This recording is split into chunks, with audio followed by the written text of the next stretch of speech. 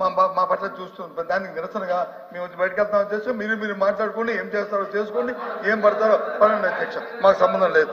దయచేసి మాకు సప్పట్ల గౌరవం ఉంది, ప్రభుత్వం పట్ల గౌరవం ఉంది, సప్పట్ల గౌరవం ఉంది, ప్రభుత్వం నడవాలని కోరుకుంటున్నాము, మంచి కార్యక్రమాలు జరగాలని కోరుకుంటున్నాము, పేద ప్రజలకు మంచి జరగాలని కోరుకుంటున్నాము. అందుకే విషయాలు చెప్తున్నాము. మీరే రెండు మాటలు మాట్లాడి ప్రొసీడింగ్ చూడండి అధ్యక్ష. ఆ ప్రొసీడింగ్ ప్రకారం డివైడ్ మన డిస్కషన్ వచ్చినప్పుడు దాన్ని మేము దాని పద్ధతి కాదు అధ్యక్ష. కాబట్టి మా గౌరవాన్ని మేము కాపాడుకోవడానికి దయచేసి మీరు సభను మీరు నడుపుకోండి. చైర్మన్ సార్, తమరు ఎంతో గౌరవంగా ఉదారంగా చైర్ మీద కూర్చొని మాట్లాడాలనుకుంటే మాట్లాడండి, క్లారిఫికేషన్ కావాలనుకుంటే క్లారిఫికేషన్ మాట్లాడండి అంటే మాట్లాడడానికి సరుకు లేక, మాట్లాడేటువంటి సత్తా లేక, మాట్లాడేటువంటి ఆలోచన లేక, ఏం మాట్లాడాలో తెలియక గందరగోళమైనటువంటి పరిస్థితుల్లో ఇప్పటికి ఇది 4వ అటెంప్ట్ చేశారు అధ్యక్ష. వాకౌట్ చేయడానికి మా గౌరవ మంత్రి నిమ్మల రామానాయుడు గారు మాట్లాడుతుంటే అదొకసారి ప్రయత్నం చేశారు. వాకౌట్ నేను చెప్పిందే జరిగింది కదా అధ్యక్ష. ప్రెడిక్షన్ పెద్దగా ఏం అక్కర్లేదు అధ్యక్ష. మార్నింగ్ నుంచి 3 సార్లు చెప్పాను, 3 సార్లు ప్రయత్నం చేశారు. చివరికి ఇంక ఏదో ఒక సాకెత్తుకోవాలి కాబట్టి ఒక సాకెత్తుకొని వాకౌట్ అధ్యక్ష.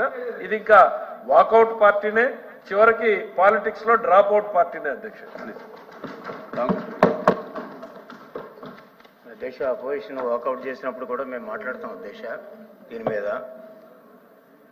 ఎందుచేతంటే వాకౌట్ చేసేటువంటి రైట్ మెంబర్కి ఉంటుంది అధ్యక్ష, మెంబర్స్కి ఉంటుంది, పొలిటికల్ పార్టీకి ఉంటుంది.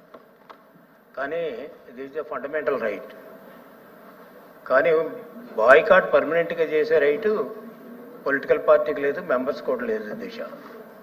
ఈనాడు మనం పర్మనెంట్గా బాయ్కాట్ చేసిన సందర్భాలు కూడా ఉన్నాయి. So that may lead to the disqualification of a member of the political party. సరే, అది ఎట్లా ఉంచండి దేశ. ఈ రోజున క్రూషియల్ పీరియడ్లో ఈ యొక్క బడ్జెట్ ఫైనాన్స్ మినిస్టర్ గారు ప్రవేశపెట్టారు. చాలా క్రూషియల్ పీరియడ్ అధ్యక్ష. ఎందుకంటే 5 సంవత్సరాలు చేసినటువంటి క్రైసిస్, వాటిని ఎదుర్కోవాల్సినటువంటి బాధ్యత ఈ ఒక్క బడ్జెట్ మీద ఉందనేటువంటిది చాలామంది అభిప్రాయం. కానీ ఒక్క బడ్జెట్ చాలదు దేశ. వీళ్ళు చేసినటువంటి దౌర్జన్యాలు కానీ, వీళ్ళు చేసినటువంటి కార్యక్రమాలు కానీ, వీళ్ళు చేసినటువంటి అవినీతి కానీ, వీళ్ళు చేసినటువంటి ఇక ఫైనాన్షియల్ క్రైసిస్ కానీ, అదేవిధంగా ఫిజికల్ ఇంప్రూడెన్స్ కానీ, ఏది చూసినప్పుడు కూడా క్యాపిటల్ ఎక్స్పెండిచర్ అసలు లేనే లేదు అధ్యక్ష. 12 crores ఎంత ఉంది, 12,000 crores.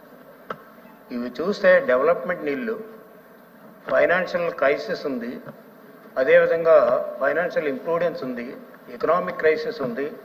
ఇటువంటి వెల్ఫేర్ అనుకున్న స్థాయిలో సాధించలేకపోయారు.